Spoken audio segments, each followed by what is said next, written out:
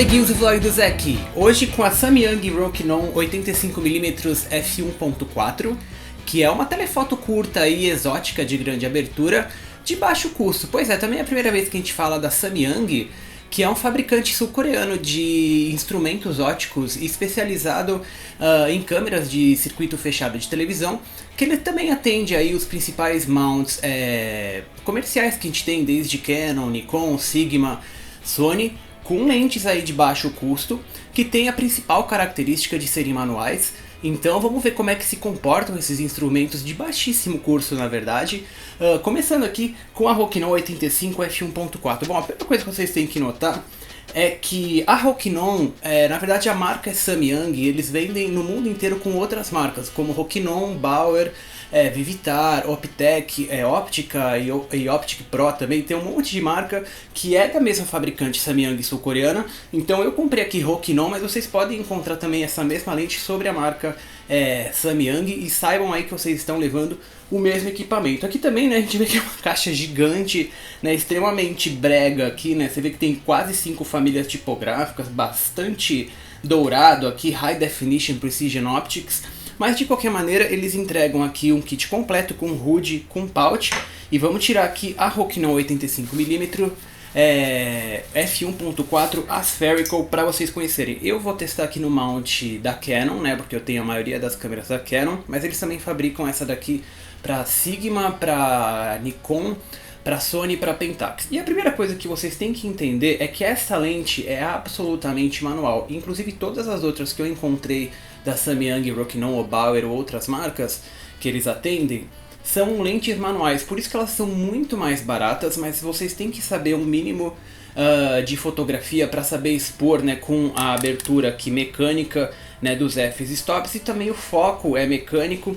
Então não é um equipamento aí para substituir as lentes de marca, porque você vai estar trabalhando de uma maneira completamente diferente, que é próxima daquela Nikon 50mm f1.2 que a gente viu, ou mesmo aquela Noctilux 25mm para micro four thirds, que são todas lentes mecânicas. Também a primeira coisa que você nota quando você vê aqui o mount é que ele é liso, né? Essa lente aqui da Canon sequer tem contato com a câmera, então ela não informa aí distância para o fotômetro, nem qual é a abertura. Isso não aparece no EXIF, então você não tem as informações de exposição registradas.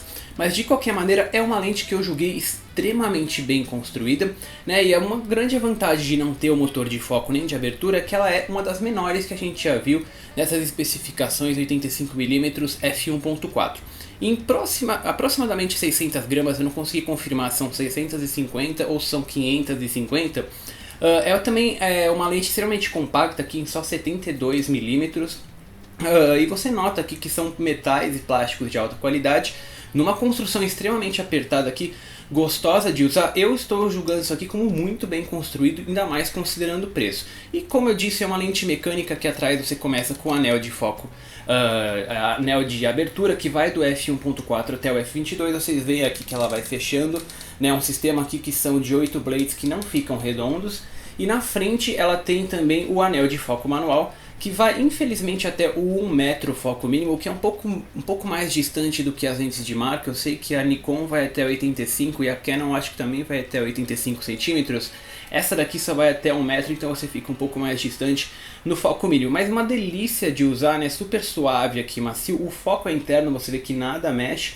E um detalhe desse anel de abertura que eu não falei é que ele tem os f-stops. Então o clique aqui você vai, por exemplo, de 5.6, ele tem o 6.3 até chegar no 8, e assim que funciona a nossa lente. Não tem muito mais o que falar, a não ser que ela aceita filtros de 72mm aqui na frente. São 9 elementos em 7 grupos, vão montar na 5D Mark II para vocês terem noção do tamanho. Essa daqui que ela é muito mais barata do que as equivalentes que a gente tem nos outros fabricantes, né? Por exemplo, a f1.2 da Canon, que é mais luminosa do que essa, ela é uma lente AF, só que ela custa $2.000. A Nikon fabrica uma f1.4G, que a gente já viu aqui, que está em 1.500. Essa Rokinon tá 279 dólares, que é uma lente muito mais barata, né? E ela vem aqui com o kit completo, é uma delícia de usar. Eu adorei aqui ter o Made in Korea, né? Que é uma marca sul-coreana. Olha como é que fica super discreta, né? Uma delícia de usar porque é uma lente de grande abertura, só que ela é compacta, ela é leve e é uma delícia de usar. Os 85mm aí que eu sempre vou recomendar para vocês para retratos de seres humanos, né? Porque você vai ter uma compressão de perspectiva muito interessante, que ele vai deixar as facetas do ser humano na mesma proporção de nariz com orelha, né? Ele consegue dar uma compressão aí de perspectiva que é muito agradável para quem está fotografando o ser humano. E a Rokinon 85mm vai até o f1.4 para luminosidade máxima em situações naturais ou profundidade de campo curtíssima para controle do desfoque do fundo. Tudo isso numa lente muito gostosa de usar e que entrega, na minha opinião, qualidade de imagem excelente para o preço e super semelhante às equivalentes de marca. Mesmo em f1.4 a resolução está lá no quadro todo, revelando todos os detalhes dos objetos do plano focal, que é bem curto no foco mínimo de 1 metro e difícil de trabalhar sem paciência ou prática do fotógrafo. Defeitos típicos de lentes desse tipo estão todos lá, mas não são tão ruins quanto o preço possa sugerir. Destaques negativos ficam para o blooming em situações de muita luz, que é uma perda do contraste geral do quadro e nitidez pixel a pixel, que aparece ao lado de aberrações cromáticas roxas em bolhas de luz, que tiram a nitidez de detalhes próximos de highlights, reflexos ou qualquer ponto luminoso que apareça na frente da câmera. Fechando para f2, f4, 5.6 até f8, isso tudo desaparece, sobrando apenas o CA lateral, que é bem corrigido em áreas de contraste, mas de qualquer maneira conseguirmos ver aquelas linhas roxas e verdes em contornos de letras, prédios, enfim, tudo aí que estiver na sombra e muita luz no fundo. E aqui que mora a maior diferença dessa Rokinon 85 1.4 Spherical das outras lentes de marcas Canon e Nikon. A 85 1.4G, que custa 8 vezes mais, corrige estes efeitos logo em f2.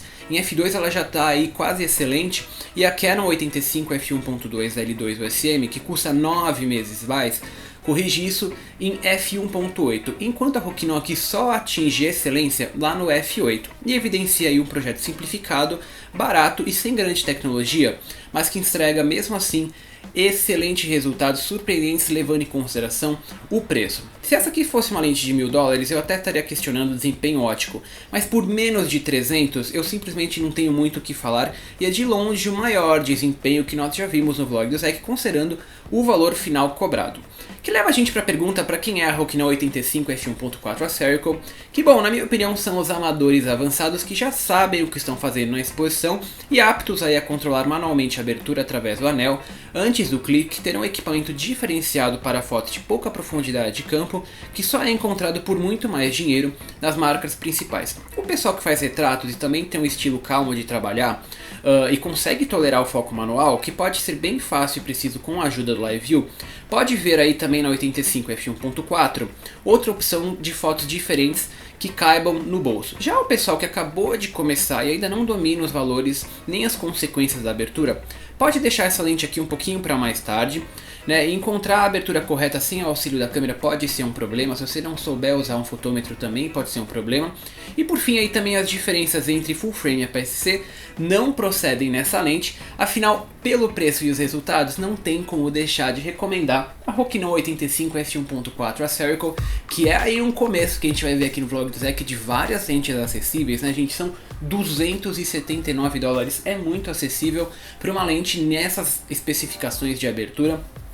Eu gostei muito dos resultados, eu estava esperando não ter nitidez, não ter resolução, e mesmo aberta em f1.4 ela tem tudo isso, ela só atinge excelência em f8, enquanto as de marcas elas atingem isso um pouco mais cedo, mas de qualquer maneira é uma lente aí que não deveria faltar no kit, e especialmente de quem não quer abrir um buraco no orçamento. Vou mandar o beijo e o abraço lá do EDBV, que foi o PR, a volta do PR, eu vou fazer vários PRs aqui em diante, que lá no YouTube foi o Edilson, peraí que a lista desceu aqui, o Edilson Ferreira Borges, o Macebão, o Dionísio Google, o Thomas Santos, o Fabrício Renato, o TTT-TRK, o Renardo Ombre, o Anderson Santos, Eduardo Trindade, o Wellington Santos, e também no Facebook o Thales Abril, o Gabriel Ramos. Esse é o vlog do Zek. Vocês podem ler também o review lá no blog do Zec com destaque para o download dos RAWs que eu fiz com a EOS M. Eu só testei essa lente aqui no crop a pedido de vocês, vamos ver como é que elas se comportam também, as lentes full frame no sensor menor APS-C. Vocês podem ver as fotos no Flickr e no Tumblr, o Tumblr que eu sempre dou o Pixel Peep, né, vocês têm um crop 100% de detalhe para vocês verem como essa lente entrega de resolução, a qualidade de imagem que é um pouquinho maior aí do que a gente tem em lentes de kit. Também temos os vídeos no Vimeo, a gente está no YouTube e sociáveis no Facebook e no Twitter, é o vlog do Zec. Quero mandar um grande abraço para vocês, vou tirar férias agora, mas volto daqui a 3 semanas com um monte de novidades.